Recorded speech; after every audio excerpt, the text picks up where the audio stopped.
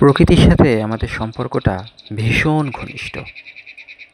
কতটা ঘনিষ্ঠ এটা যদি আমরা জানতাম, তাহলে এই প্রকৃতি থেকে আমরা অনেক কিছুই পেতে পারতাম।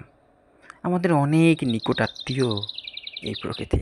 কারণ এই প্রকৃতি যা সৃষ্টি, আমাদের স্রষ্টাও তিনিই। গাছের এই নতুন পাতা দেখে আজকে নতুন একটা রান্নার কথা মনে পড়ল। প্রকৃতি থেকে চলুন এবার রান্নাঘরে। পেঁয়াজ কাটবো।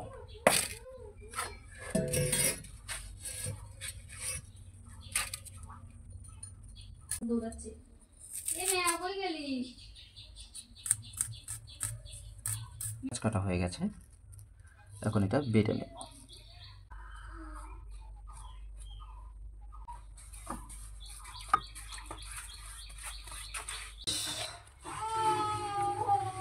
এখন এটা বেটে নেব। কোনো কিছু বাটার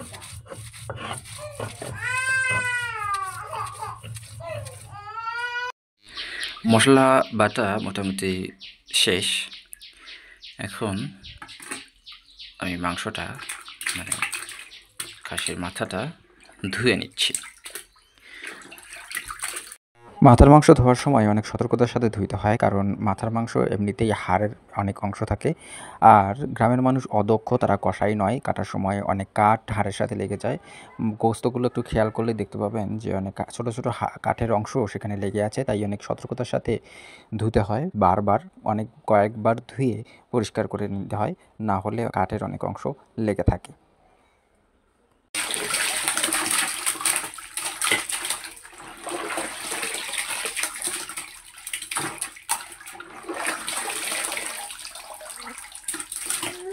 মাংস ধোয়া কমপ্লিট। এখন মাংসটি ম্যারিনেট করতে হবে। রান্নার সরঞ্জাম মোটামুটি তৈরি বলা চলে। মশলা বাটা থেকে শুরু করে মাংস ধোয়া সব প্রসেস শেষ। এখন রান্নার মূল কাজ শুরু হতে চলছে। চলুন দেখা যাক।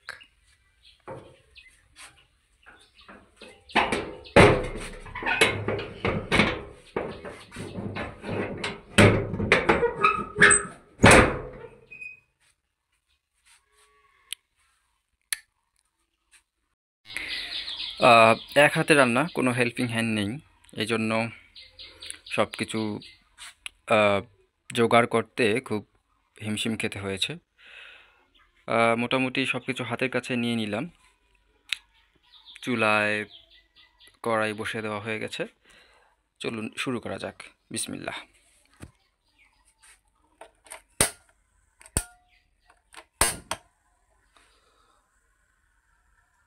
চুলা জ্বালিয়ে দিলাম, কড়াই কিছুক্ষণ গরম হবে, এরপরে প্রসেস শুরু। আমি মূলত আমার মতো করে রান্না করি, আমি কাউকে ফলো করি না। চুলায় কড়াই দেওয়ার পরে প্রথম কাজ তেল অ্যাড করা। আমরা পরিমাণ মতো তেল দিয়ে নিলাম। তেলটা হিটে আসা পর্যন্ত ওয়েট করতে হবে। এটি সয়াবিন তেল, গ্রামের মানুষ সয়াবিন তেলই খেয়ে থাকে বেশিরভাগ সময়। তেলটা একটু গরম হয়ে গেলে আমরা একে একে সব মশলা দিয়ে দেব। মশলাগুলো বাটা আছে। প্রথমেই আমরা দেব পেঁয়াজ বাটা। এটি পেঁয়াজ বাটা, পরিমাণ মতো পেঁয়াজ বাটা দিয়ে নিলাম। এরপর নাড়তে হবে অনবরত, কারণ না নাড়লে এক অংশ পুড়ে যায়, আরেক অংশ কাঁচা থাকে। তাই এক মুহূর্ত বিলম্ব না করে নাড়তে হবে। এরপরে পেঁয়াজটা ব্রাউন কালার আসার আগ পর্যন্ত অপেক্ষা করতে হবে। পুরোপুরি ব্রাউন না, হালকা ব্রাউনের শেপ চলে আসার পর্যন্ত অপেক্ষা করতে হবে আমাদের। তারপরে অন্যান্য মশলা অ্যাড করব। এরপর যখন একটু ব্রাউন কালার আসলো, তারপরে এই আমাদের রসুন বাটা, জিরা বাটা দিয়ে দেবো। এই রসুন বাটা দিয়ে দিলাম, এরপর জিরা বাটা, এরপর মরিচ বাটা, একে একে সব মশলা অ্যাড করতে থাকলাম। এরপর সবগুলো মিক্সড করতে হবে।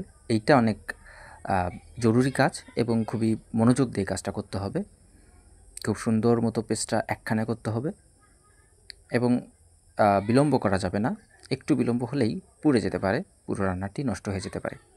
মশলাটা ভালোভাবে মিক্সড করা একটা খুবই গুরুত্বপূর্ণ ওয়ার্ক রান্নার ক্ষেত্রে। এরপর কিঞ্চিত লবণ দিয়ে দিব, শুধু এই মশলাটার জন্য যেটুকু পরিমাণ সেটুকুই। এরপর হলুদ, এবং তারপর আবার এগুলো মিক্সড করব। মশলা বাটায় মশলাদানিতে যেটুকু মশলা বাকি ছিল সেগুলো সব দিয়ে দেব। তখন তড়িঘড়ি করে অল্প করে দিয়েছিলাম, কারণ সময় ছিল না, নাড়তে হতো। এরপর মশলাদানিতে যাটুকু বেঁচে ছিল সেগুলো চাল চলে এসছে অলরেডি। মশলা বাটাতে একটু পানি দিয়ে নেব। পানি দিয়ে শুধু একটু ধোয়ার জন্য, মশলা বাটাটা ধোয়ার জন্য যতটুকু পানি দরকার ততটুকু পানি দিয়ে ওই মশলাগুলোর মধ্যে দিয়ে দেব। এরপর নাড়তে থাকবো অনবরত। মশলাটা ভালোভাবে কষিয়ে নেব। এরপর যখন একটা স্মেল চলে আসবে, মশলাটা হাওয়া হাওয়া ভাব চলে আসবে, এমন মনে হবে যে মশলাটা খাওয়া যাবে, তখন আমরা মাংসটা অ্যাড করে নেব। মাংসটা অ্যাড করে নিলাম। এরপর 4-5 মিনিট আমাদের নাড়তে হবে অনবরত, এবং এই মশলাটা এমনভাবে নাড়তে হবে যেন প্রতিটি মাংসের গায়ে গায়ে লেগে যায়। এটাই মেরিনেট। অনেকেই মেরিনেট করে মশলাটা, চাউলটাকে আমরা ধুয়ে রেখেছিলাম তার মধ্যে, যা বলছিলাম, অনেকে মেরিনেট করে মশলাটাকে কাঁচাই, কিন্তু আমি মেরিনেট করলাম মশলাটা একটু কষিয়ে। এরপর হালকা পানি দিয়ে দিব কষা কষার জন্য যেটুকু প্রয়োজন। এরপর ঢাকনা দিয়ে আঁচ দিতে থাকবো, এবং একটু পরে পরিমাণ মতো সময় পরে আমরা আবার নেড়ে দেব।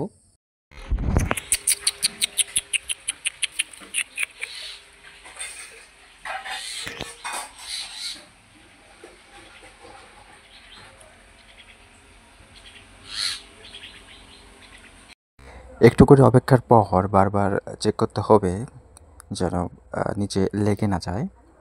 ঝোলটা ধীরে ধীরে কমে আসছে, অনেক ভারী হয়ে আসছে। এক হাতের ভিডিও আর এক হাতে রান্না, তাই অনেক সমস্যা হয়ে যাচ্ছিলো। বারবার নেড়ে দিতে হবে। ঝোলটা অনেক আঠা আঠা হয়ে আসছে এবং মাংসের গায়ে গায়ে লেগে যাচ্ছে, অনেক ভারী হয়ে আসছে ক্রমেই। কিছু কাঁচামরিচ অ্যাড করে নিয়েছি, কারণ খিচুড়ির মাঝে কাঁচামরিচের ফালি দেখা না গেলে কেমন জানি অসম্পূর্ণ লাগে। একটু আগে ভাগে চাল দেওয়ার আগেই মাংসটির সাথে কাঁচামরিচ অ্যাড করলাম, কারণ চাউলের সাথে কাঁচামরিচটা দিলে কাঁচামরিচটা কিছুটা সিদ্ধ কম হয়, এই জন্য আগে ভাগে দেওয়া। মাংসটি হয়ে গেছে অলরেডি, এখন ঝোলটাও একেবারেই এঁটে এসেছে। এখন চাউল দেওয়া একেবারে ফরজ। আমরা এখন চাউল দিয়ে নেব। এক হাতের কাজ, অনেক কষ্টসাধ্য। চালটা অ্যাড করে নিলাম। ভীষণ রকমের ঝরঝরে হয়েছে চালটা। আমি খুব চিন্তিত যে পুরো চালটা এখানে ভরবে কিনা। যখন ভাতটা হয়ে যাবে, রাইসটা হয়ে যাবে, তখন তো ফুলে উঠবে। আমাকে এখন 2 হাতে নাড়তে হবে, ফোনটা স্টে করারও কোনো সুযোগ নেই। এই চালটা দেওয়ার পরে অনেকক্ষণ নাড়তে থাকতে হবে, যতক্ষণ না পর্যন্ত চাল এবং মাংস মিক্সড হয় এবং চালটা খুব ঝরঝরে হয়, এবং চালটা যতক্ষণ না পর্যন্ত ভাজা ভাজা হয় ততক্ষণ পর্যন্ত নাড়তে থাকতে হবে। খেয়াল রাখতে হবে যেন পোড়া না যায় নিচে, খুব সাবধানে এবং অনবরত নেড়ে চালটিকে ভাজার এমন রূপে নিয়ে আসতে হবে যে দেখে মনে হবে চালটি 50% সিদ্ধ হয়ে গেছে, ঝরঝরে। এখন সময় পানিটা অ্যাড করার। এই যে পানিটা অ্যাড করব। পানিটা গরম।